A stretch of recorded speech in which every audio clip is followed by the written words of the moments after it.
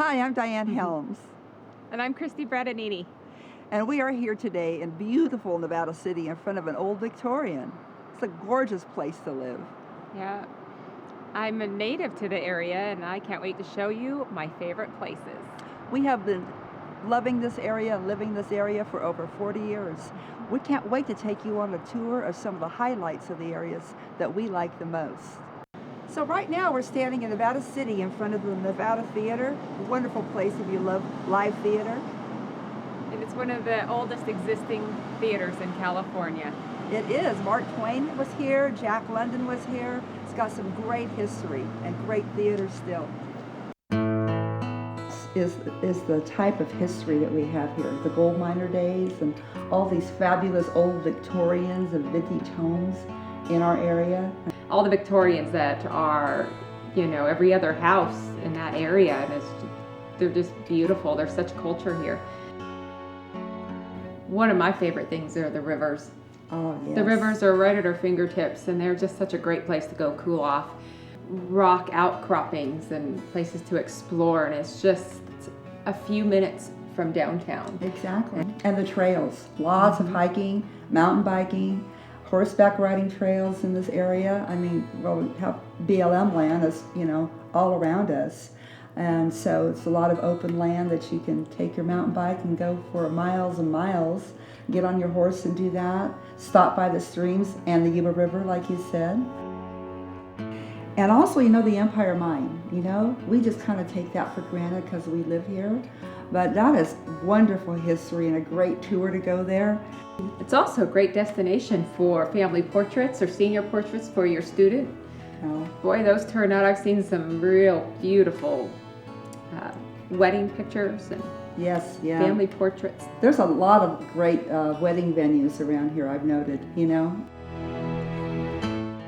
Yeah, there's just so much to offer here, and I think it's quality of life and family and just things to do, not just if you're not into bicycling or hiking, if you're into just in history and checking out the area or music or theater or the arts. There's just so much here. I know, from young to old, whether you're retiring or beginning a family or it's just the place you want to reside, it's just got everything. It's got something for everyone. So we'd like to thank you for joining us today. Right now we're here in Nevada City in front of the Miners Foundry, a very historic building with a wine tasting room right next door. And again, I'm Diane Helms. And I'm Christy Bradinini. And we are a mother-daughter team. Thank you for touring with us today.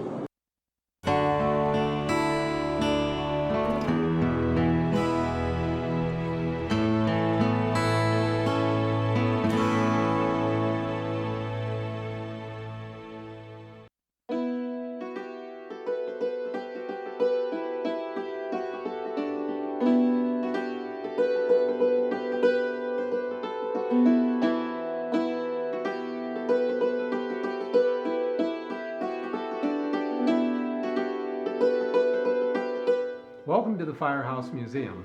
I'm Wally Hageman. I'm the director and curator of the collection here. This building was built in 1861 and served as a firehouse from the times of hand-pulled carts till 1938 with motorized vehicles. In 1945 it became a museum, courtesy of the city of Nevada, and we have been here ever since. This part of our collection represents the Nishinon Indians, who are the indigenous people of this area. They lived immediately, they called Nevada City Ostama, and they had a campsite over by where the courthouse and the courthouse lawn is now, and all in through that area. Out on Cement Hill was the rancheria, or the reservation. Rancheria is just a nice name. And we are very fortunate to have some of their baskets in our collection. They were known for their watertight baskets that they actually boiled their acorn mush in. And they were typically of this size for a cooking basket. Ours are considered of particular interest in that these haven't come from a collector who's collected pristine baskets. These actually have been used and worn and repaired over the years. You can see the repairs inside. And all of these came from various members of the Historical Society and community who wanted to preserve them and have them someplace where they could be seen by the public. We also have a collection of pictures of people who actually lived on the rancheria, the Nishinon descendants from that era. Okay, thank you for joining us here at the Firehouse Museum. We're open May through October from 1 o'clock till 4 p.m. and closed on Mondays. Then during the winter, we close from October till May.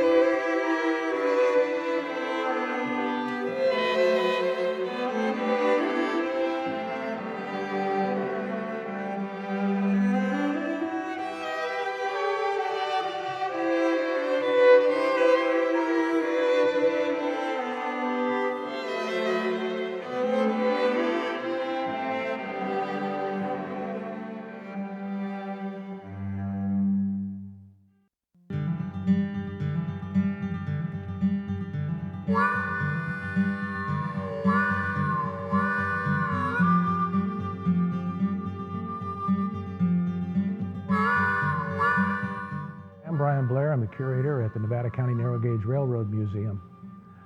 When the gold rush started out here and the two towns of Nevada City and Grass Valley were built in 1850, it became apparent very quickly that they were going to need heavy mining machinery to go deep into the earth to find the gold in the local area. And in those days, the only way to come up here to bring that equipment up was by horse and mule, and the need for a railroad was known for many years. In 1875, construction began on the Nevada County narrow gauge. The building superintendent was John Kidder. He came to town with his wife Sarah and built this 22.5-mile railroad in 18 months. He was asked to stay on as the operating superintendent and eventually owned the railroad. It became Old Man Kidder's Railroad. And he operated up until 1901 when he died. Just prior to his death, they had transferred all the stock into Sarah's name, and she became the first woman president of the American Railroad. The railroad was used, in addition to hauling all of that equipment, mining equipment, all the outgoing products from this area, whether it was finished lumber, dairy products, even copper ore for a time, were shipped via the narrow gauge down to Colfax, where it was all loaded onto the Central Pacific in the first days, later the Southern Pacific, and today it's the Union Pacific. Well, we invite you to visit us here at the Nevada County Narrow Gauge Railroad Museum.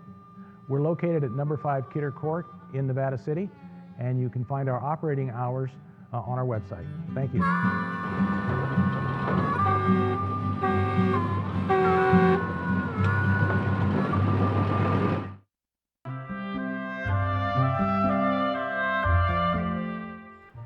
Hello, I'm Shalene Holland, manager of the Alto Sierra Biblical Gardens. I invite you to visit our beautiful gardens with Christ as its theme.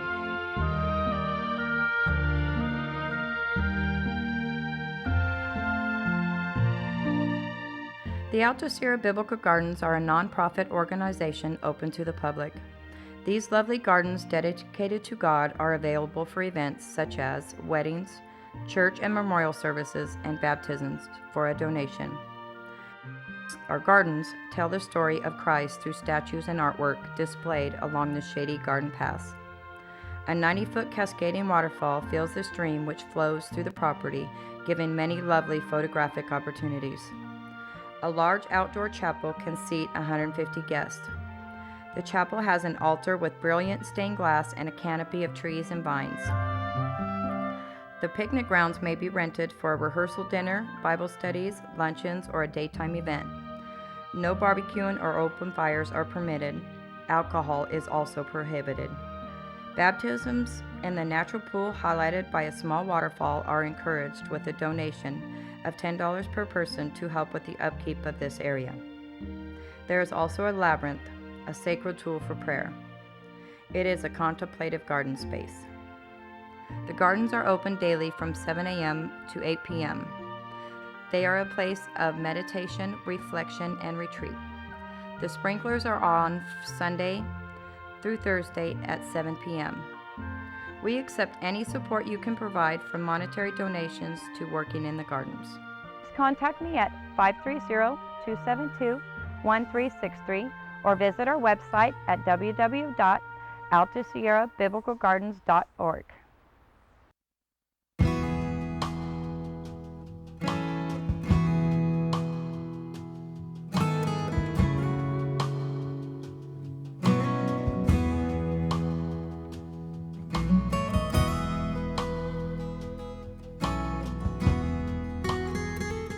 Hi, it's Marty Caldwell. We're at Rough and Ready Vineyards and Guest House. It's a family-owned vineyard and guest house here that sleeps 16 people. We're welcoming you here to see a little bit more about our wonderful facility.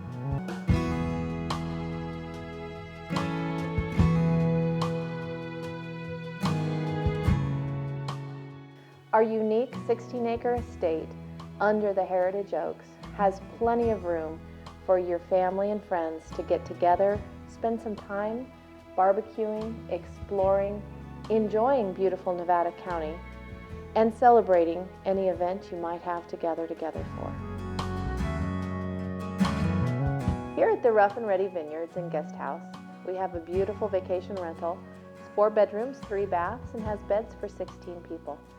We have an elegant master suite that has a beautiful bath, including a clawfoot tub.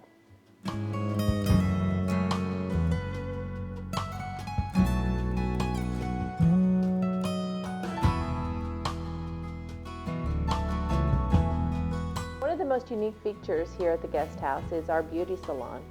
It has a chair and sink. We also have a dressing room. Besides the master bedroom, we have 3 private bedrooms and a sunroom, all featuring sleeping for your guests. We have a great room that features a wood-burning stove, a large screen TV complete with satellite. We have a fully equipped kitchen that really is a perfect place for a family to gather, cook together, and share. We have an on-site chapel that can be used for many things. Some guests have used it for weddings, receptions, family reunions, dinners, or just as a gathering place with family and friends.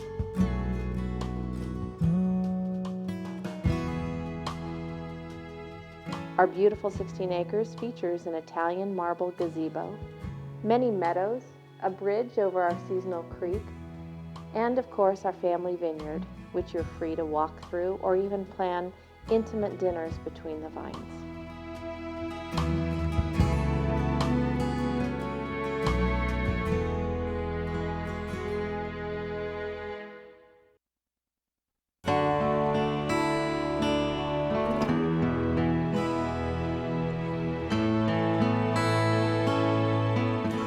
Hey, I'm Diane Helms. And I'm Christy Bradadini. Welcome to Grass Valley.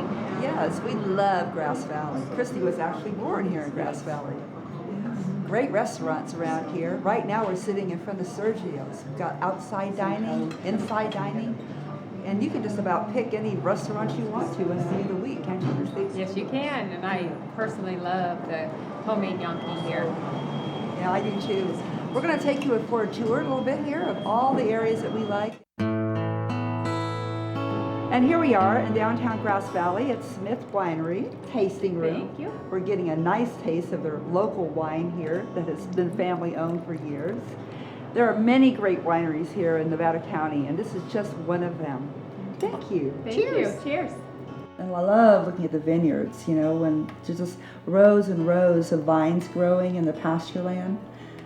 Which reminds me, pasture, we can go from pasture land and valleys to high mountain peaks just in our area alone.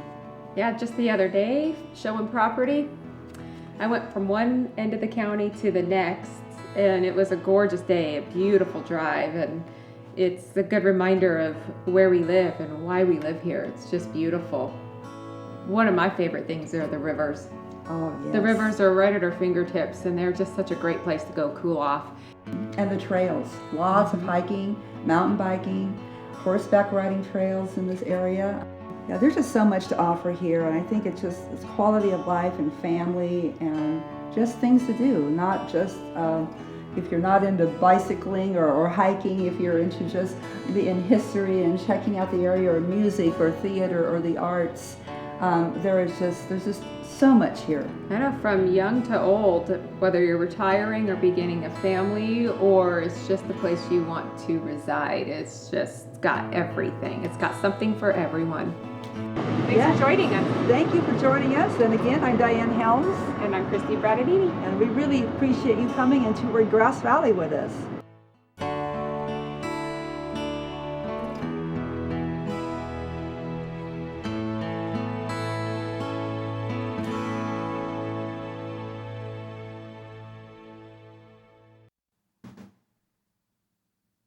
Hi, I'm Heather McDonald, and today I'm on the town in historic downtown Grass Valley. And when I want something tasty to eat, I take a bite out of a history right here at Marshall's Pasty, the original Cornish pasty.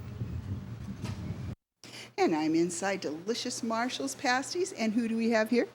Elizabeth Davis, and my mother's the one that owns the place, and before that with my grandmother. And how many years has it been here? We're going on 51 years. And now this is the original Cornish pasty?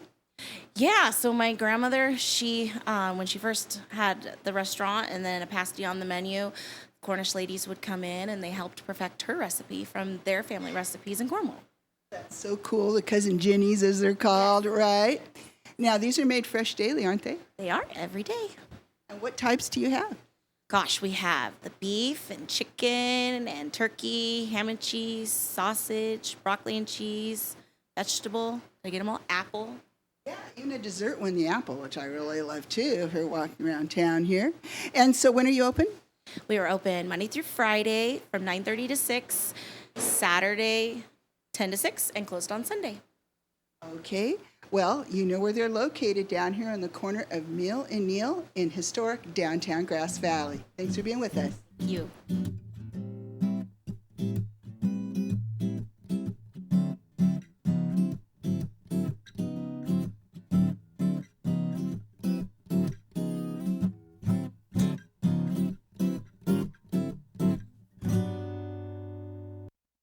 I'm at the corner of South Auburn and Empire Streets, and I want you to meet my chiropractor, Dr. Darwin S. Leak here of the Chiropractic Plus Clinic. Hello there, I'm Dr. Darwin Leak, owner and operator of Chiropractic Plus in Grass Valley, California. Been here since 1985 and really like it here. I'd like you to meet Kathy Sousa, office manager, and if you're having any difficulties and need an appointment, she'll help you with that. She knows how to do it. I'd like to show you around a little bit, show you what we have here to offer. Well, here we have a full x-ray facility, so if someone comes in and they've had some trauma or there's suspicion of a fracture or more serious hard tissue damage, we can do x-rays right here on site. So that's available. We also have intersegmental traction table. That's helpful for people to restore motion in their spine, and traction if they have a hot disc or something along those lines. Well, here's one of the treatment rooms in the office, and we're able to provide gentle manipulation of the spine to restore motion. People have trauma, they have injuries, they overdo it at home.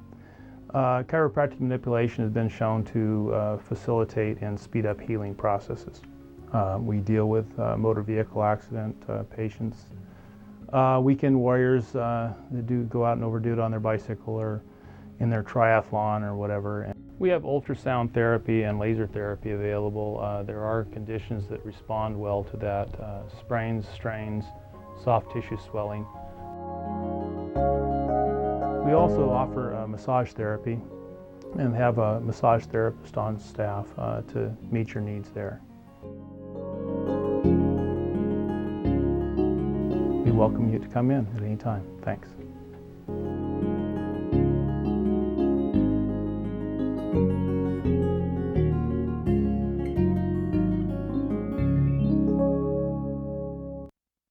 The Nevada County Grand Jury is searching for new members right now. What does a grand jury do? They are investigators on behalf of local citizens.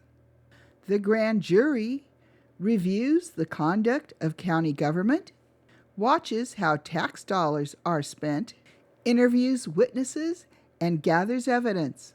Then the grand jury makes recommendations via published reports to the Superior Court to ensure your county government is efficient and lawful. If this sounds interesting to you, for detailed information and an application, visit nccourt.net.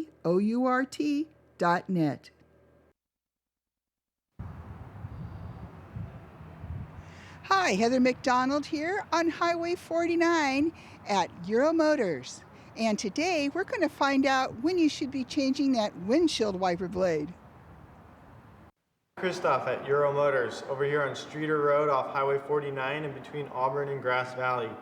One thing I wanted to show people a little bit about is how to check or change their wiper blades. We see way too many cars come in here with wiper blades that are just, they don't wipe.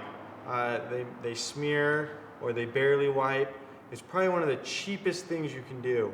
A lot of accidents happen in poor weather due to poor visibility, which directly relates to wiper blades.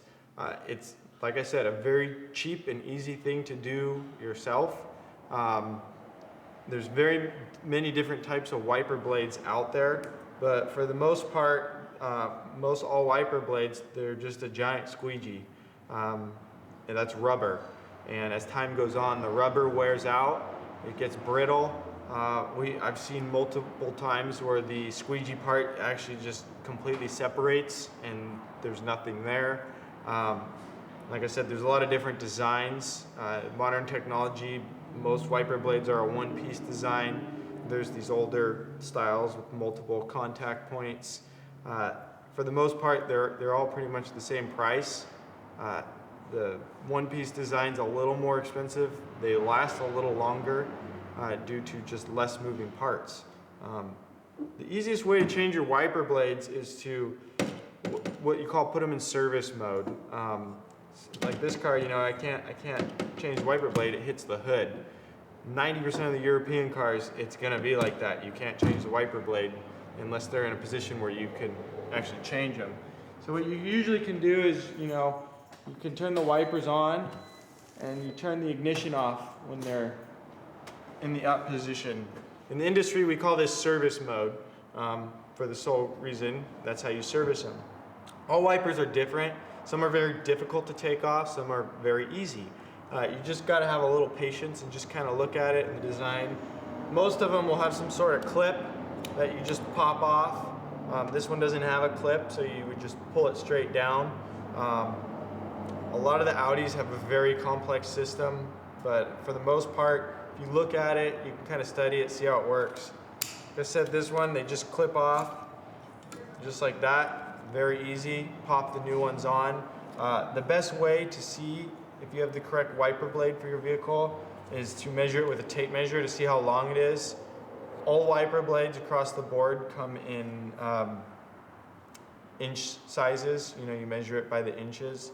The other thing is most cars these days, especially the European cars, very specific on the wiper blades. So you can buy a kit where it's both wiper blades together for your specific vehicle. You have passenger and the driver.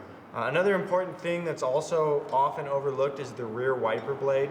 You know, not having a correct rear wiper blade, you know, could cause damage to the rear windshield. A lot of people don't use it, but one thing you got to remember is most cars, if you have the front wiper blades on in the rain and you put the vehicle in reverse, that rear one's going to wipe a couple times. I can't tell you how many cars I've seen come in here with scratched rear windows, which could have been avoided by replacing the wiper blade, which, you know, a rear wiper blade could be anywhere from $5 to $30 or $40. It's a very, very cheap, you know, way to ensure you can see the road and you don't cause damage to your windshield. And like I said, for the amount it costs to do your wiper blades, it's a no-brainer. It's very easy to do, and it's not very expensive to do at all. I'm Christoph here at Euro Motors off Streeter Road, off Highway 49 in between Auburn and Grass Valley. We specialize in European vehicles. We repair them. We pretty much do everything except body work.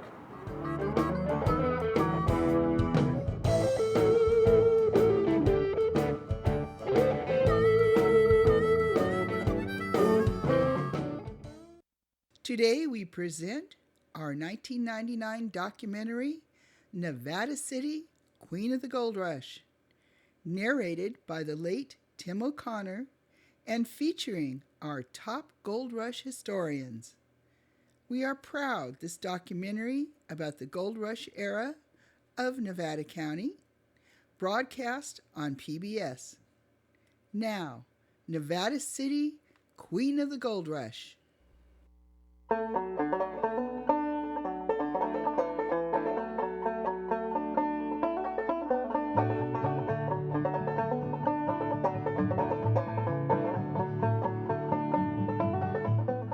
In 1849, California was the land of golden dreams and rich opportunities.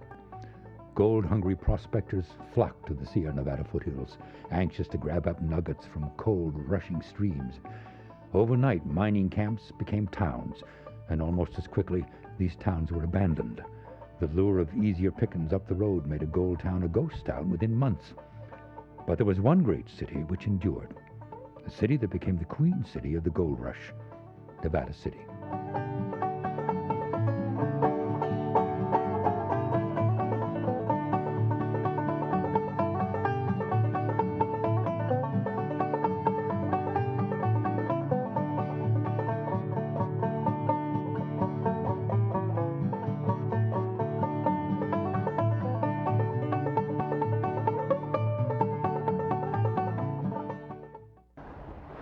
Hello, I'm Tim O'Connor. California virtually was the center of the world during the gold rush era period of between 1848 and 1856. I mean, thousands of gold seekers came from all over the world to the Sierra Nevada foothills here. And these migrants built and established hundreds of towns up and down the 49er Trail. I guess just following the next call for the next gold strike. Most of these towns today would just be colorful names on a historic map, but not Nevada City. This center of the gold rush thrives today as a modern-day tourist mecca, while it still clings very, very tightly to its historic past. I mean, this city has preserved so many of its gold rush era buildings that downtown is listed on the National Register for Historic Places. Why did Nevada City become the most famous and influential of all the gold rush era cities? Well, come along with me.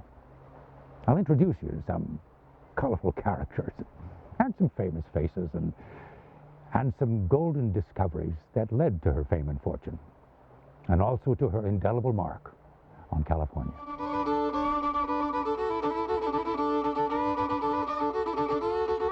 One of California's earliest pioneer businessmen was Captain John Sutter. He was building a sawmill along a fork of the American River at Coloma, near Sacramento. In charge of the mill was his partner, Marshall from New Jersey. One winter morning, Marshall had his Mormon workers shut off the water to the mill race they were digging. He walked the shallow water of the mill race, checking the depth of the ditch. Marshall noticed small pebbles of a dull gold color under the water. As he gathered the small pebbles and flakes, Marshall was hopeful it was real gold he held in his hand. It was January 24th, 1848. Within the year, the world would hear about the gold discovered in California, and the world would come.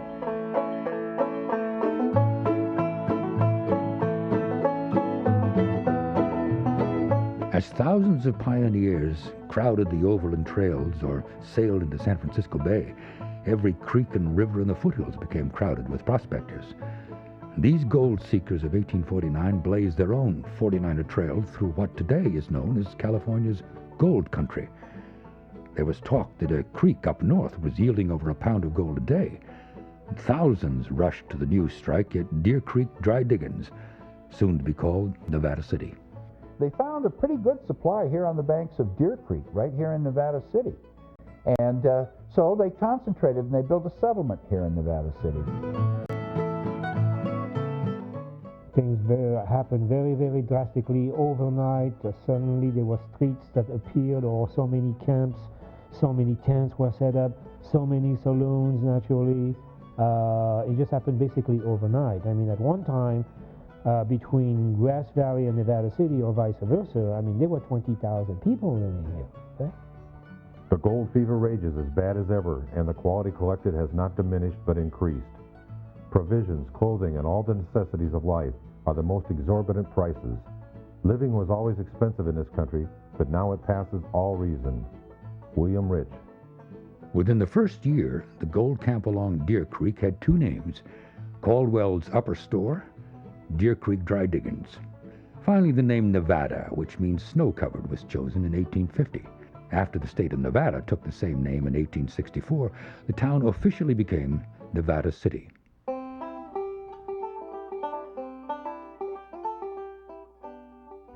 The first mining that was done in California was all placer mining. Placer mining involves washing dirt to separate gold. Gold is heavier than most other kinds of materials that you commonly find, most other minerals, and certainly most dirt. And so that one of the ways that you can use gravity and water to separate these two things. When that had been pretty well played out, or at least the miners thought so, they moved further and further away from water because they had reasoned by looking and observation, empirical methods, that the gravel surrounding and nearby creeks also contained gold. because they too were at one time part of the water courses. So they did their dry diggings, their dry mining. They also dug deep into the ground, straight down, vertically, and that was called coyote holes, and they went straight down in the ground and brought the up. But it all depended on water. Once they got the gravel, they took it to water. And took it to water is the key.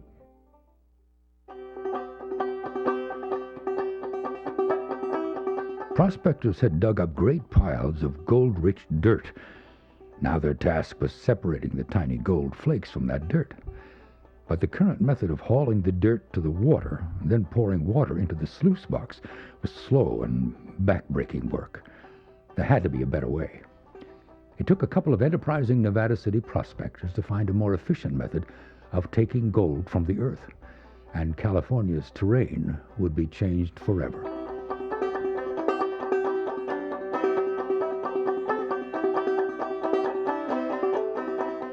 So a guy named E.E. Madison, a fellow from Connecticut, said, well, look, why don't we put a nozzle on this hose and blast down the dirt, and it'll all run down these ditches and so on. We won't have to work so hard.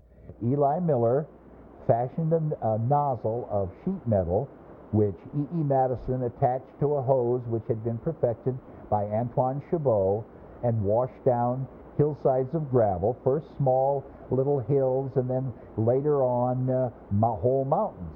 But the hydraulic method was also very destructive, as 1- and 2-man operations gave way to huge conglomerates, and millions of dollars were invested in building dams and reservoirs.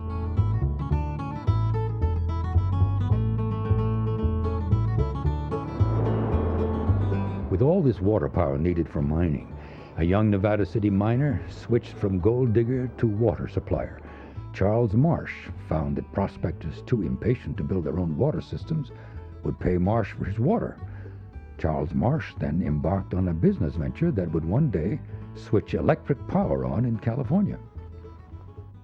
A man named Charles Marsh, who incidentally also apparently was the first white miner to arrive at Nevada City on July 30th, 1849, and stayed here. And stayed here for the rest of his life, at least until the last 2 or 3 months of his life. And he made a career, among other things, of developing water sources and creating mining ditches.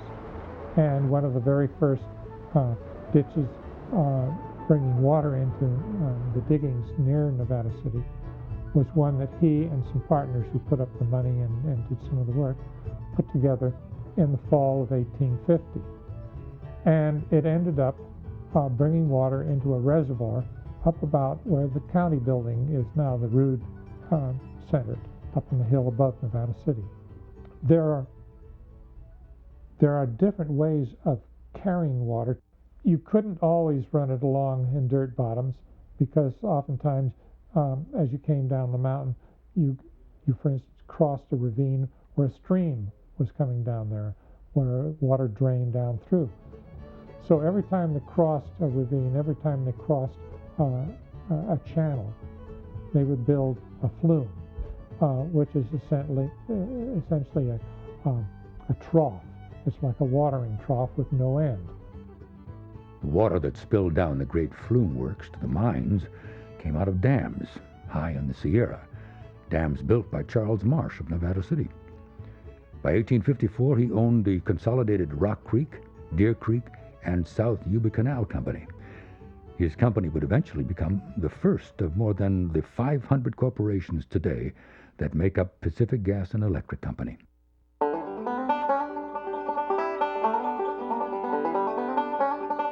In the 1850s, Nevada City prospectors were looking for gold nuggets, flakes, and dust. They panned streams or dug into the dirt. Then, in June of 1850, George McKnight stumbled over an outcropping of quartz rock in neighboring Grass Valley. The rock was ribboned with gold. It was the first discovery of gold in quartz in the area. A few months later, another ledge of gold in quartz was discovered, and this ledge would lead to an underground mountain of gold and the greatest gold mine in California, the Empire Mine. arguably it could be the greatest quartz mine. It was certainly one that operated off and on over a longer period than any other mine. It was closed for, like most mines, it was closed for long periods at times, but it was first discovered about 1850, and it did not actually stop producing gold until about 1956. So that was more than 100 years.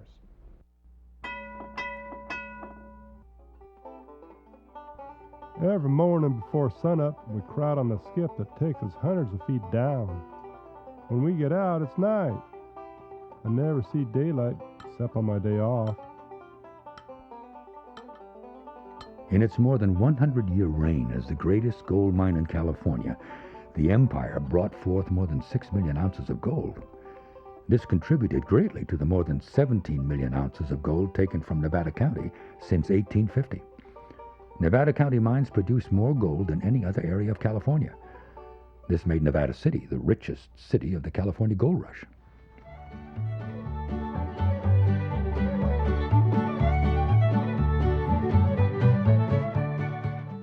As a result, people wrote about this, they talked about this place, and more people came just because they had to see. The people who came would add their own mark on the Queen City of the Gold Rush, and some made their mark on the entire state of California and the world.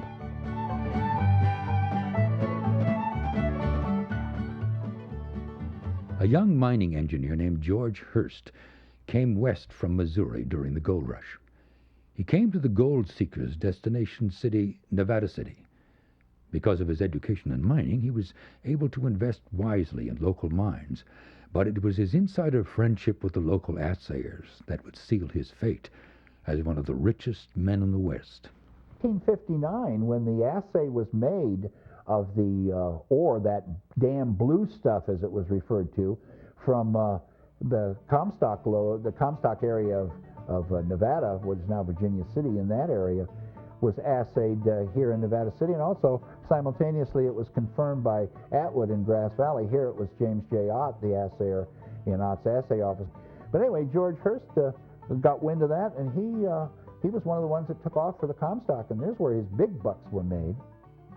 This Nevada City miner would eventually establish the University of California and one of the greatest family fortunes in the world.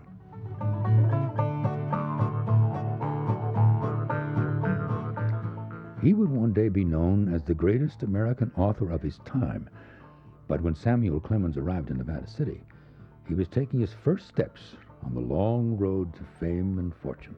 Well, there's no doubt about it that Sam Clemens, Mark Twain, was the most famous person ever to sign the register at the National Hotel. He returned from the Sandwich Islands in 1866 and landed in San Francisco, where he had worked in the newspaper business prior to going to the islands. And his buddy said, "Well, look, why don't you lecture about what you've seen over there? You know, you talk a good line." And of course, now let's keep in mind that Mark was in his 30s. We always think of Mark Twain as the big white-mustached, white-haired sage in a white linen suit with a big black cigar. All historians agree that Mark Twain was one of the finest platform lecturers that this country ever developed, as well as being a literary genius.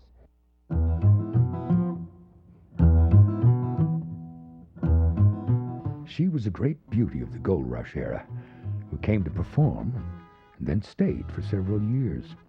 Dancer Lola Montez was already a legendary femme fatale when she arrived in July 1853. Her famous act was called the Spider Dance because she would knock imitation spiders off her hoops as she danced, in quite daring attire. She was also noted for her affairs with the rich and the famous. She was credited with starting a revolution in Bavaria as the mistress of King Ludwig. Lola encouraged scandal, but may have grown tired of being notorious when she decided to retire for a few years near Nevada City. She was quite a celebrity during her stay between 1853 and 1856.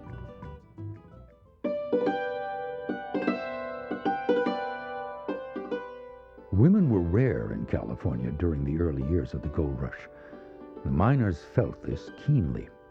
Of all the hardships their diaries spoke of, being without female companionship and their cooking was high on the list of complaints. This meant great business opportunities for women.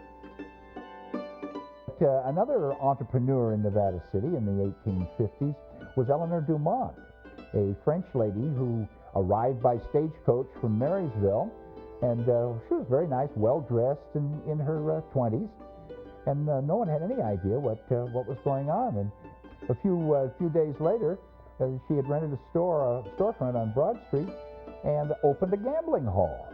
And everybody, my goodness, what in the world is this? A woman running a gambling hall?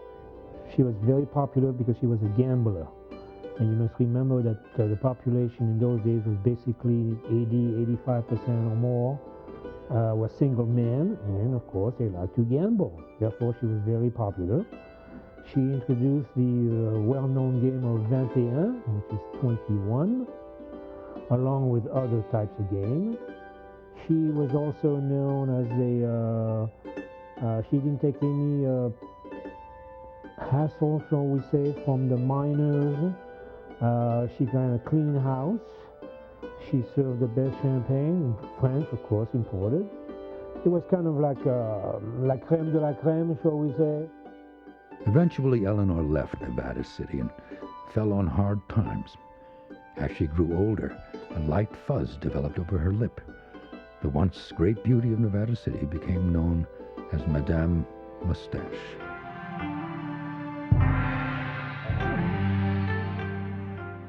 As Nevada City grew rich in gold, the Queen City of the Gold Rush also grew rich in cultures. The most colorful and dominant of all the new immigrants were the Chinese. Well, there was Chinese arriving here in 1849, 50, 51. Roughly about 6,000 to 8,000 arrived by 1852. They were kind of late comers on the gold rush. Then in 1852, about 20,000 Chinese came over. Most Americans thought it was their gold, and they weren't going to let these guys get any of their gold. So they would come up through Deer Creek, the Yuba, and start just working for gold, and the white guys would chase them off and tell them to leave and destroy all their things. The Chinese were tolerated in Nevada City. During the gold rush between 1849 and 1856, they were needed as laborers to build the ditches, flumes, and dams for hydraulic mining. A good portion of Commercial Street in Nevada City became Chinatown. Through my research of the whole gold country, Auburn and Nevada City are the only two towns that really have anything left that was Chinese. The Chinese were always an important source of labor for building projects. In addition to building the intricate flume and ditch systems during the gold rush, their labor talents were also needed for Nevada County's biggest project of the 1870s. A railroad line was finally going to be built, linking Nevada City and Grass Valley with the Central Pacific Line to San Francisco. And the Chinese were needed to help lay the tracks over steep mountains and around sheer cliffs. Tracks for the new Nevada County Narrow Gauge Railroad.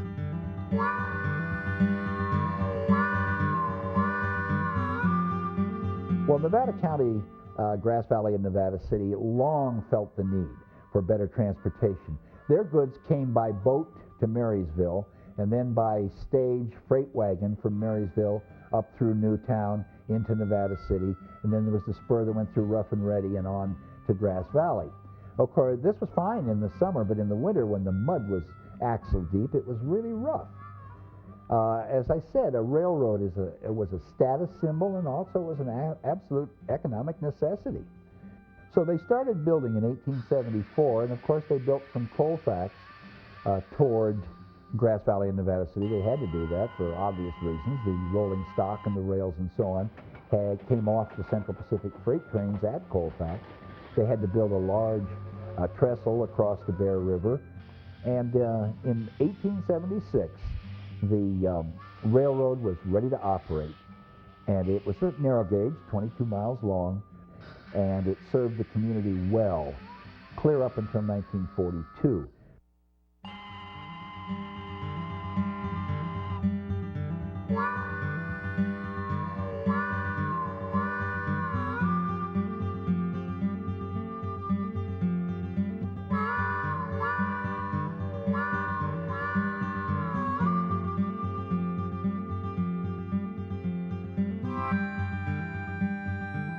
the Nevada County Narrow Gauge's famous engine number 5 found a new home in Hollywood and has appeared in many movies. However, Nevada City citizens brought the steam engine back home in a continuing effort to preserve the Queen City's historic past. Well, Nevada City, as you think, could still be called the queen of the northern mines. I mean, the architecture is still there, thanks to a great ordinance which was passed several years ago, and the works by several individuals, as well as the historically minded persons who devoted all their energy to make this town what it is today. I mean, it is on a register of historic places, national places. It's a unique town that there is none like it up and down the Mother Road. I mean, the architecture, some of it actually is the same as in Sonora or Jackson, Auburn or Placerville or whatever, but nevertheless it is truly unique. Today, Nevada City is an outstanding, if not the outstanding example of Gold Country architecture in the state of California. The League of California Cities selected Nevada City as a prime example of a town pulling itself up by its own bootstraps.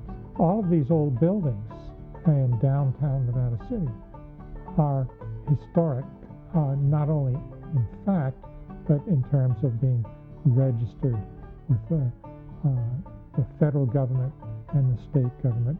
There's a national registry in which the whole district is a historic district. There aren't very many places in this country where so many blocks are set off that way.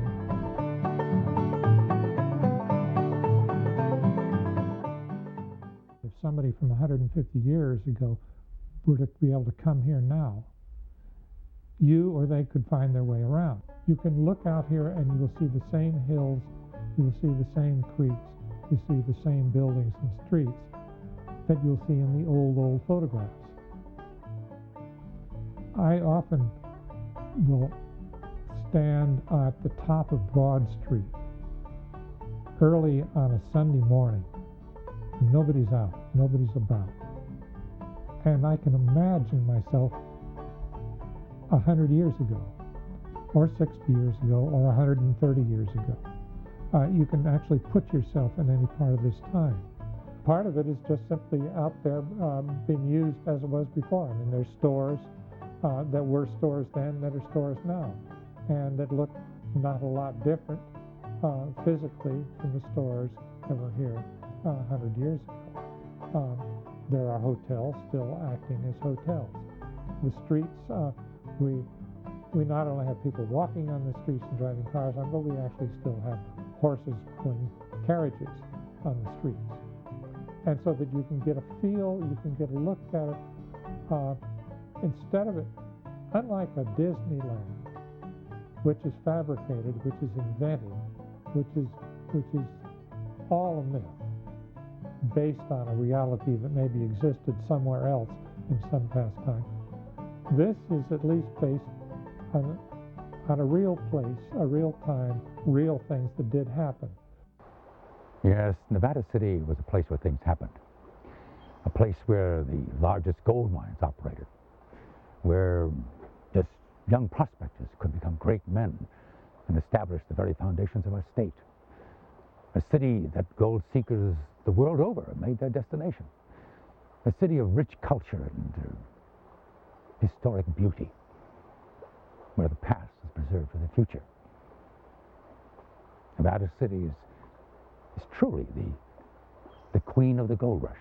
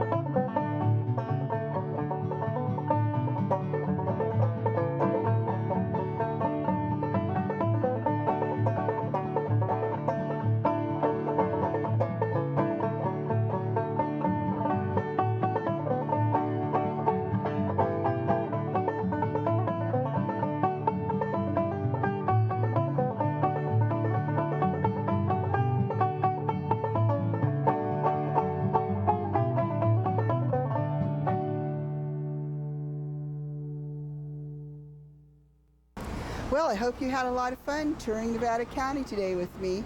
Thank you for watching the Gold Country TV show.